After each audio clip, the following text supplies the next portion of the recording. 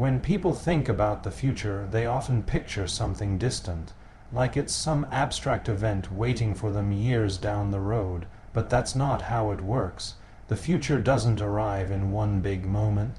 It starts in small decisions, tiny actions, a single line of code, a solitary conversation, one sleepless night. The future starts now. It's already moving, with or without your input. The question is whether you're participating or just spectating. If you want to build something meaningful, whether it's a company, a new technology, a career, or even a better version of yourself, it doesn't begin with funding, or followers, or perfection. It begins with starting. That's the step most people never take. Not because they lack intelligence or resources, but because they're afraid of being wrong, afraid of failing, afraid of starting something they can't fully control. But here's the truth. Waiting for the perfect conditions is just procrastination dressed up as strategy. When you launch a rocket, the first 2 minutes are the hardest. That's when you're fighting gravity, inertia, atmospheric pressure, all at once. But if you survive that phase, you enter orbit. Starting anything is like that. It feels impossible until it's done. But once you get into motion, you create momentum, and momentum compounds. You don't have to know the entire path before you take the first step. In fact, most of the greatest things ever built were started by people who didn't have it all figured out. They learned, adapted, pivoted, failed, tried again. What separates them isn't genius, it's iteration. Execution, relentless forward motion. If you're trying to map out every single scenario before acting, you're just simulating progress. Real progress comes from doing, not theorizing. There will be setbacks. A lot of them. Things will break. People will doubt you. You will doubt yourself. That's normal. But if what you're building matters, if the goal is worthwhile, then every failure becomes a data point. Every rejection becomes feedback, and every mistake becomes a lesson you don't forget. You can't simulate that experience. You have to earn it. People overestimate what they can do in a week and underestimate what they can do in a decade. Think long term. You're not just working on a task. You're building a trajectory.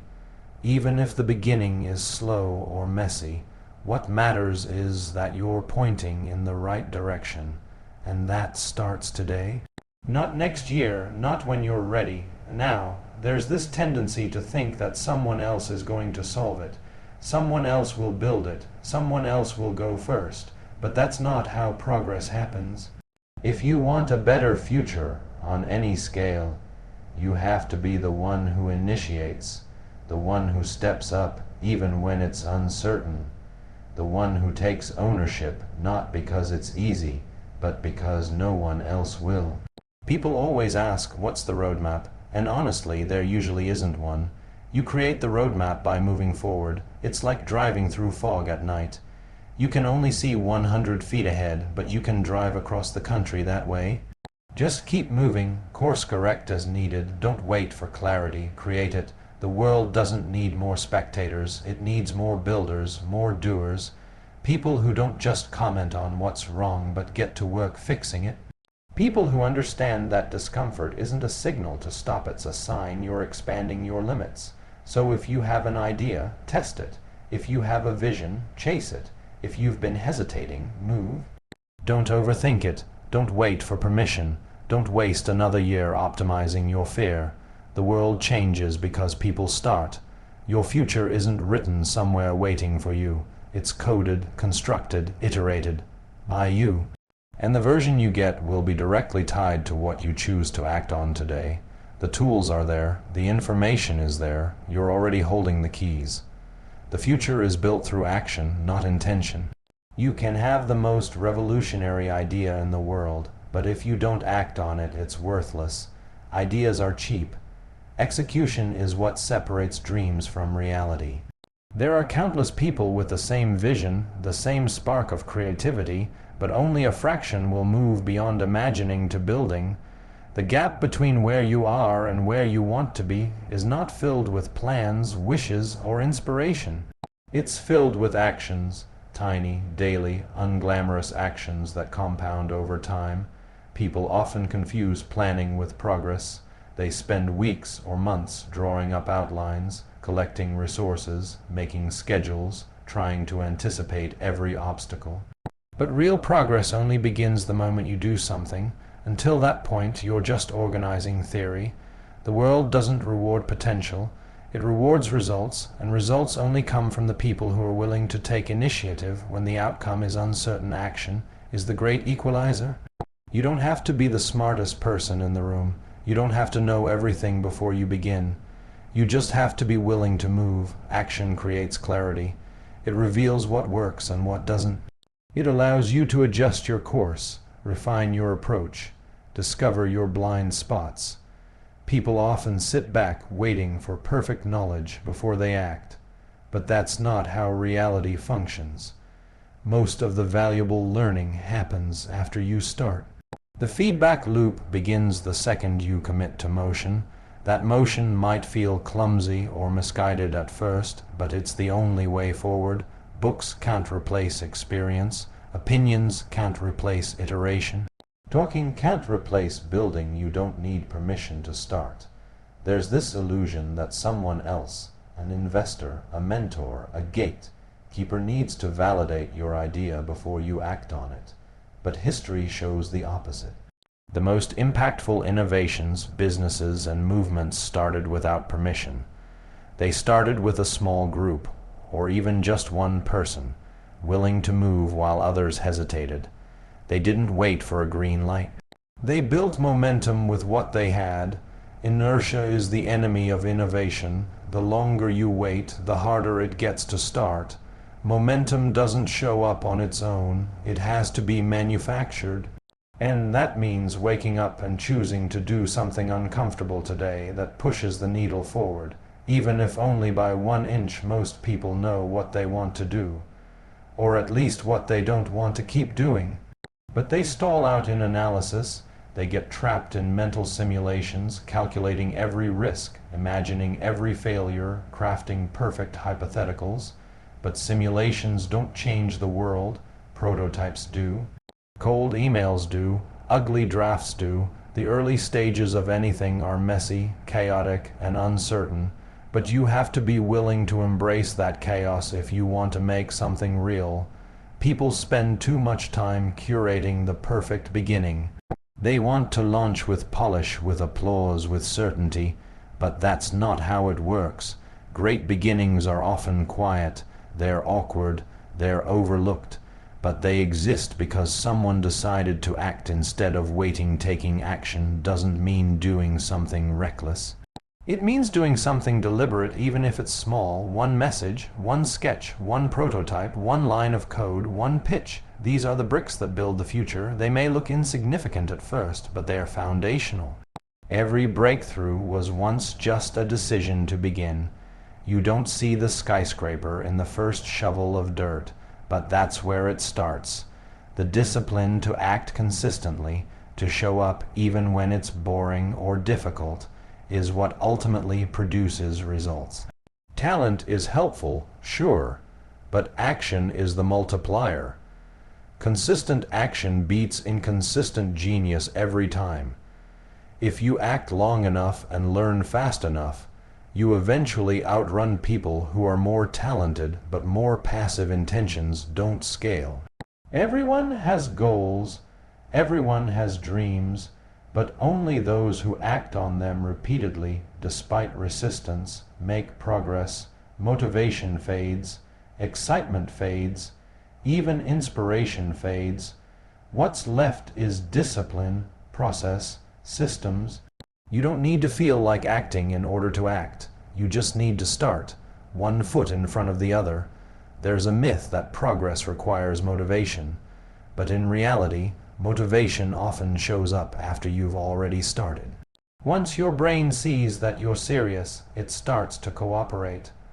Once your body realizes you're not negotiating, it falls in line. You build momentum by refusing to negotiate with excuses.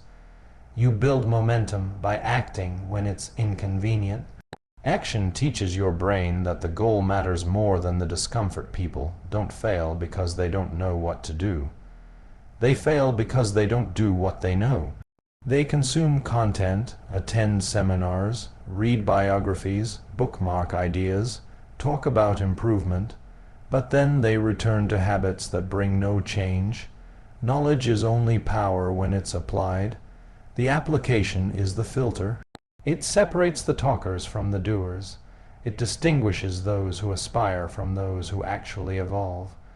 If you want to become someone different, you have to do things your current self would resist. You can't think your way into transformation. You have to act your way there. That means being uncomfortable more often than you're comfortable. That means doing the work without guaranteed results. That means choosing long-term gain over short-term convenience. Every major breakthrough, technological, scientific, personal, has one thing in common. Someone took action when it wasn't safe, convenient, or certain. The greatest leaps don't happen when everything's ready. They happen when someone chooses to build before they have all the answers. Your future is not locked away behind some hidden door. It's right in front of you, buried beneath the actions you've avoided. The step you've been postponing is probably the one that opens the next level, but you'll never know until you take it. You can analyze forever, talk forever, dream forever, but until you act, nothing changes. The future responds to input. It rewards participation. It bends in the direction of those who move first and figure it out later. You can't download progress. You can't outsource grit. You have to get your hands dirty. You have to risk looking foolish. You have to accept that progress won't feel like progress at first. Starting is uncomfortable, but so is regret. And if you look closely, inaction is not neutral. It's a decision too. A decision to let the moment pass, to let someone else lead, to let the future arrive without your fingerprint on it. If you want to influence the outcome, you have to be present in the process. You have to be part of the mechanism that makes it real. That means action. Not once, not occasionally, but consistently. Not because it guarantees success, but because it's the only path that ever will. Not because it's easy, but because it's necessary. Not because you feel ready, but because you understand the cost of waiting too long to begin. Momentum begins the moment you start. Perfection is not required. There's a widely held misconception that you need everything to be perfectly aligned before you can take the first step. The ideal time, the ideal resources, the ideal plan. People wait for those factors to appear before they make a move. But momentum doesn't come from waiting. It comes from movement. The very act of starting, even if it's flawed or incomplete, creates energy. It forces you to deal with reality instead of living in simulations. The minute you begin, you break inertia. You shift from passive to active, from theoretical to practical, and that shift generates data, confidence, experience, and drive. People who wait for perfection are often left behind not because they weren't smart or capable, but because they didn't generate the initial friction needed to get moving in science and engineering. It's well known that an object at rest tends to stay at rest unless acted upon by a force. The same principle applies to people. If you don't act, nothing changes. But once you move, once you take that first imperfect step, you tap into a feedback loop that starts to build on itself. Your mind becomes more focused. Your questions become sharper. Your direction becomes clearer. Not because you suddenly discovered the perfect path, but because action itself begins to illuminate the path. That's the secret most people miss. Clarity comes through movement, not before it. The journey reveals the map, but you don't get the map until you're already on the trail. The pursuit of perfection is often just a disguised form of fear. Fear of judgment, fear of failure, fear of wasting time. So instead of launching that project, applying for that position, building that prototype, people endlessly revise and delay. They tell themselves they're being careful, but what they're really doing is hiding. Perfect doesn't exist, and even if it did, it wouldn't matter unless you act. The world doesn't reward ideas kept in notebooks. It rewards the people who test, who deploy, who push something out into the wild and adapt as they go. You will learn more in 1 week of flawed action than in a year of perfect preparation, because action forces feedback. Feedback forces growth. Growth accelerates momentum. Momentum is powerful not just because it creates progress, but because it changes your identity. When you start doing, you start becoming. Every time you follow through on a decision to act, you reinforce the belief that you're someone who builds, someone who finishes, someone who pushes forward. This internal shift matters. The people who seem unstoppable don't have more talent or luck. They've simply created momentum by refusing to negotiate with their excuses. They act consistently, and that consistency rewires their thinking. It changes how they perceive problems. Instead of asking, "Can I do this?" they start asking, "What's the next move?" That small shift is what separates stagnation from acceleration. Starting when things are imperfect trains you to become adaptive. It teaches you to navigate uncertainty, to problem solve in real time, to get comfortable in the chaos of creation. Waiting for perfection builds fragility. It creates a mindset where you feel safe only when every variable is controlled. But nothing great has ever been built under those conditions. The most impactful products, movements, inventions, and transformations happened under pressure, with constraints, with incomplete data. They happened because someone moved anyway. You don't need everything. You need to use what you have. The first version won't be pretty. It's not supposed to be. It's supposed to be a spark. Momentum compounds. Small actions lead to small wins. Small wins build confidence. Confidence fuels bigger actions. Bigger actions bring bigger results. And suddenly, the person who was just starting out becomes someone who can't stop. Not because everything was perfect at the beginning, but because they built a system of momentum that now carries them forward. Progress doesn't come in one giant leap. It comes through stacked iterations. Through version 0, 1, then version 0, 2, then version 1, 0. Each release is better because you started. Each attempt refines your process, but you can't optimize what doesn't exist. You can't improve something you never launched. You can't gain traction without friction. Movement, not theory, gives you leverage. Momentum also attracts attention. People respond to movement. They are more likely to support something that's already in motion. Whether it's investors, collaborators, or supporters, they are drawn to traction. A rough draft in progress is more magnetic than a polished plan that never sees daylight. Execution signals commitment, and commitment inspires trust, but you won't be able to demonstrate commitment if you keep hiding behind the need for perfection. The first version is a signal to the world that you are serious, that you are willing to take risks, that you're not waiting for the stars to align. And that signal opens doors. People want to work with people who are moving. Resources flow toward velocity. The hardest part of anything is not finishing it. It's starting it. Getting past that first wall. Making the jump from idea to reality. That's where the resistance is heaviest. That's where the doubt screams loudest.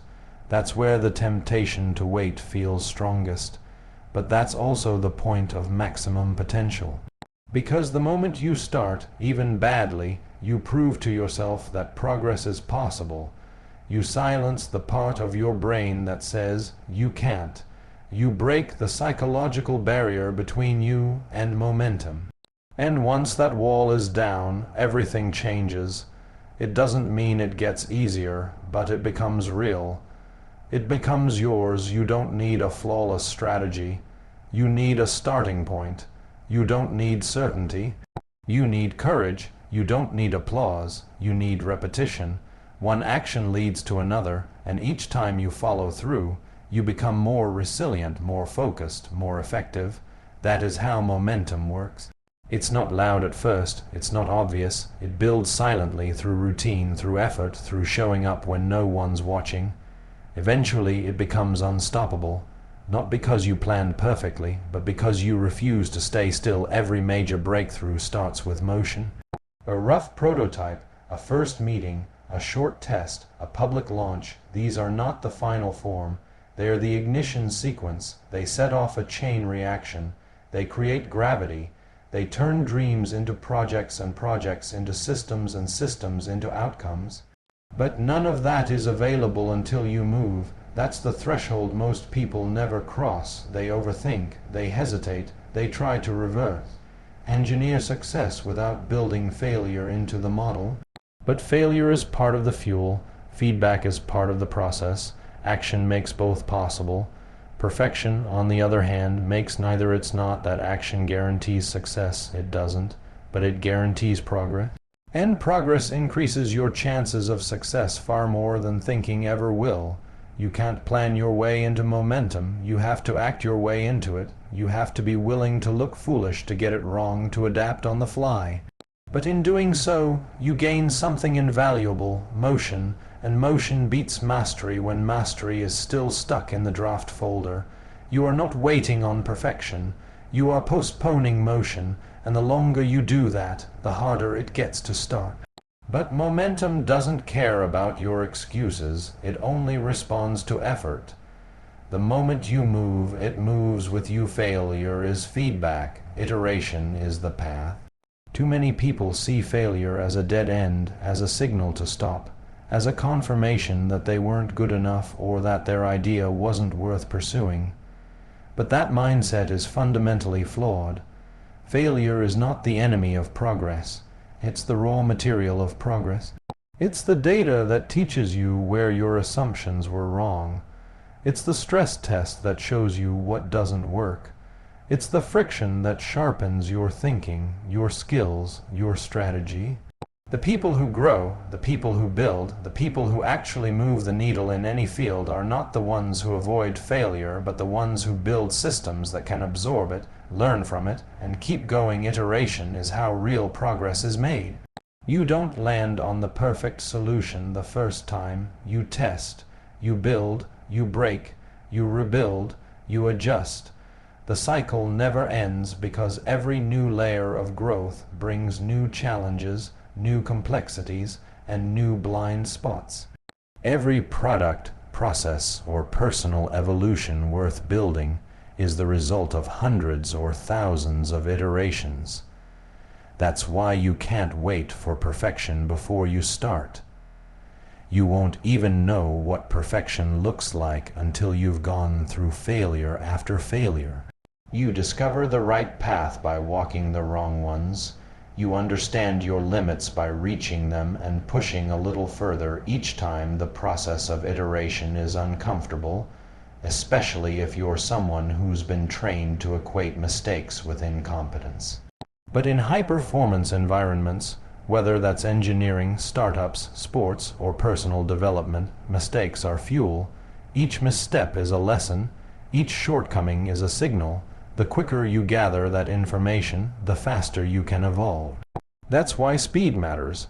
Not speed as in rushing to the finish line, but speed in how quickly you can move through feedback loops. Can you try, fail, analyze, and adjust faster than others? That's where the advantage is. Not in brilliance. In adaptability, iteration makes your ideas resilient. You don't just have a vision. You have a battle-tested process that can survive setbacks, handle criticism, and withstand pressure. You build toughness not by avoiding friction, but by surviving it. Every time you fail and recover, you become harder to break. Every time you adjust and improve, your system becomes more intelligent. This is why it's dangerous to wait too long to put your idea into the world. If it only exists in your head, you're missing the friction that turns potential into precision. Iteration turns guesses into systems. It turns opinions into prototypes. It turns concepts into results. But none of that happens if failure scares you into silence. There's a cultural bias toward instant success stories, the overnight breakthrough, the viral launch, the perfect product. But those are illusions, usually hiding years of iteration behind the scenes. What looks like a leap was really a staircase of failures, pivots, and retries. The most iconic technologies, movements, and careers were all forged through repeated failures. They didn't work right the first time, they barely worked at all, but the people behind them refused to stop. They treated failure as the price of progress. And they understood something essential. Your response to failure determines your future more than failure itself. The first version of anything will be wrong. That's not a problem, that's the point. You need to get it wrong so you can learn how to get it right. But most people are so afraid of being wrong that they never put anything out. They try to perfect it behind closed doors. They revise endlessly. They wait. And in doing so, they rob themselves of the very feedback that could make their idea great. You can't iterate in a vacuum. You need resistance. You need rejection. You need results, even if they're negative, especially if they're negative, because those results become the data set you build on. Without them, your flying blind iteration is also how you separate ego from performance. If you treat every failure as a personal attack, you'll resist the process. You'll avoid feedback. You'll get defensive. But if you treat failure as feedback, you become analytical. You start asking better questions. You start looking for patterns. You develop emotional distance from the outcome, and that distance gives you clarity. You stop judging yourself based on whether something worked and start measuring based on how quickly you're improving. That mindset shift is everything. It's what turns creators into professionals, entrepreneurs into leaders, learners into masters. It's not about being right. It's about getting better in every field. The people who dominate long-term are the ones who treat their work like a series of experiments. They don't get attached to any single result. They don't take failure personally. They build, test, measure, refine, over and over again. This is true for companies. It's true for careers. It's true for personal habits. Iteration works everywhere because everything can be improved. Everything can be optimized. Everything can be made more efficient, more accurate, more effective. But only if you're willing to look at what isn't working and make a change. That's the hard part. Not building something, but rebuilding it after it breaks. Not succeeding, but responding to failure with discipline instead of defeat. One of the reasons people fear failure is because they tie their identity to outcomes. If a project fails, they think it means they failed as a person. That mindset is toxic. It turns every mistake into a crisis. But if you understand iteration, you understand that outcomes are temporary. They're just snapshots in the timeline of improvement. They don't define you. They inform you. They tell you where to go next. That's why it's so important to detach your identity from the result and attach it to the process. Are you showing up? Are you learning? Are you testing? Are you iterating? If the answer is yes, then you're on the path. Even if today's outcome looks like failure, sometimes people fear failure because of public perception. They don't want to be seen starting something and falling short. But that fear is irrelevant. People aren't watching as closely as you think. And even if they are, so what? The people worth respecting will understand that iteration is a sign of commitment, not incompetence. The people who laugh or criticize are usually the ones too afraid to start themselves. Let them talk. You have work to do. Your time is better spent in the loop. testing, building, improving, than worrying about optics. The only reputation that matters is the one you build with yourself, through your actions, through your resilience, through your ability to get up and go again. The process of iteration rewards the persistent, the curious, the brave. It doesn't reward the loudest or the flashiest. It rewards the ones who can withstand uncertainty and keep showing up. The ones who understand that failure is not the opposite of success, but the engine of it. You're not supposed to get it right the first time. You're supposed to get it wrong, figure out why, and go again. That's how progress is made. That's how mastery is earned. That's how vision becomes reality. Not through one perfect move, but through 1,000 imperfect ones that keep getting better. No one is coming. It's your responsibility to create what's missing. It's easy to look around and wait for someone else to solve the problem. It's easy to point at the system, the economy, the government, your boss, your environment, your parents, your circumstances, and expect that somewhere, somehow, someone will step in and fix it. But that mentality leads to stagnation. The harsh reality is that most people are too busy trying to fix their own lives to worry about fixing yours. No one is coming to rescue you, to build it for you, to hand you the tools, to push you forward. You can either accept that or let it hold you back. The future you want, the solution you're looking for, the vision you believe in, it's on you. You have to be the one to start. You have to be the one to lead. You have to take initiative, not because it's easy, not because you feel qualified, but because no one else will do it for you. Responsibility isn't just about ownership. It's about agency. It's the mindset shift from someone should do something to I will do something. The second you make that switch, you begin to change your trajectory. You start to look at obstacles differently. You stop blaming external factors and start asking what you can build, fix, improve, create.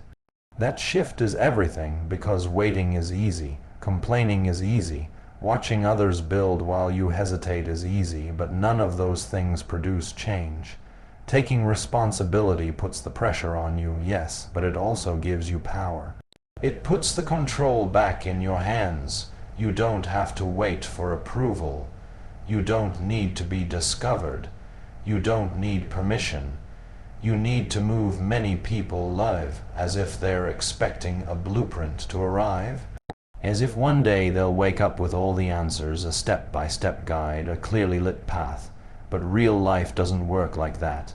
The blueprint doesn't show up until you start building. The answers don't arrive until you start asking better questions. The support doesn't come until people see that you're already in motion. And even then, support is optional. Responsibility is not. You're not owed anything. That sounds harsh, but it's also freeing. Because once you stop waiting, you start creating. Once you stop expecting someone else to solve it, you start realizing how much you're actually capable of. Most people never reach their potential because they hand over their power before they even begin. Responsibility isn't always glamorous. It means doing work that no one sees. It means choosing long-term gains over short-term distractions. It means holding yourself to a standard when no one else is holding you accountable. It means owning your time, your choices, your progress.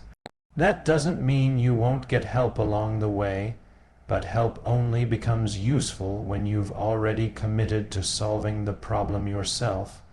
Most people want the rewards without the risk. They want growth without pressure. They want recognition without sacrifice. But responsibility demands something more. It demands discipline, grit, consistency. It demands that you show up, even when it's uncomfortable, even when it's boring, even when it's hard. The world is filled with gaps. Gaps in leadership, in innovation, in courage, in empathy, in solutions. You can spend your life pointing them out, or you can fill one. The people who create impact are not the ones who sat back hoping someone else would fix it. They're the ones who stood up and said, "I'll go first."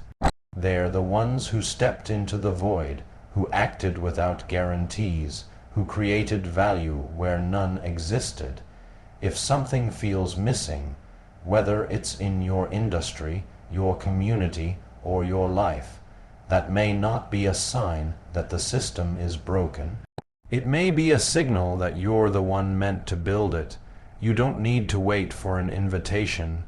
You need to decide that building is more important than blaming, that creation is more powerful than critique. Responsibility also means accepting that your progress is your job. Your growth is your job. Your mindset is your job. No one can do the reps for you. No one can rewrite your habits. No one can push past the resistance but you. You can surround yourself with good mentors, good tools, good ideas. But they only work if you do. The transformation you're after won't happen in theory. It happens through action. It happens when you choose to execute, to persist, to try again after things don't go your way. And they won't go your way. Not at first, not always. That's where responsibility matters most. When things are tough, unclear, or unfair, that's when most people stop. That's when leaders start. There's a tendency to believe that someone else knows more, is better suited, has more resources, has a clearer vision. And sometimes that's true, but that doesn't mean they'll solve the problem. That doesn't mean they'll build what you were meant to build. The fact that someone else could act doesn't mean they will. And even if they do, it won't be from your perspective, with your values, your experiences, your insights. You are uniquely positioned to build what's missing in your life because no one else sees what you see, feels what you feel, cares how you care. That responsibility is personal. It can't be outsourced. The moment you stop disqualifying yourself based on what you lack and start leveraging what you have, you start making progress. You don't need to know everything before you begin. You just need to accept that you're the one who's going to begin. That decision changes everything. It forces you to level up. It forces you to develop new skills, new habits, new strategies. It forces you to take control of your time, to protect your focus, to push through when results are invisible. It forces you to think like an owner, not just a participant. Ownership changes how you view failure. It changes how you approach problems. It changes how you invest your energy.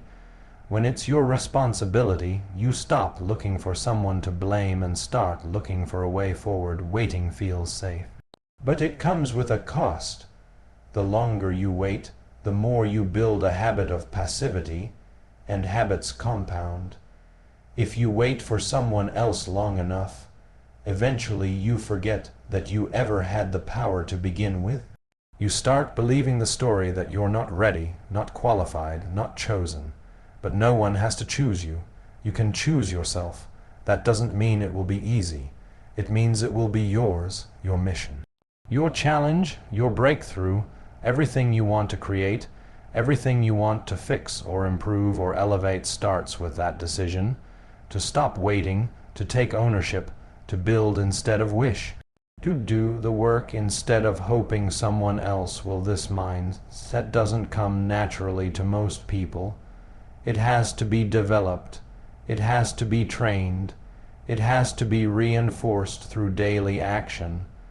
It has to be earned through small commitments, kept promises, and hard choices. But once it clicks, once you truly internalize that no one is coming and it's on you, a new kind of power emerges, the kind that isn't dependent on circumstances, the kind that isn't shaken by setbacks, the kind that doesn't quit when things get hard, because you're not waiting for someone to save you. You've already chosen to save yourself through effort, through focus, through relentless responsibility for the outcome you're after. Every great leader, every builder, every innovator, every creator who ever made a difference had a moment where they realized this truth, that if something was going to change, they would have to be the one to start, that if the gap was going to be filled, they would have to fill it, that if the future they imagined was going to happen, they would have to take the first step. They didn't wait, they moved, and that movement changed everything because it was rooted in ownership, in urgency, in the recognition that responsibility isn't a burden. It's a gift, a chance to lead, a chance to build, a chance to matter, and that chance belongs to the ones who stop waiting and start creating what's missing.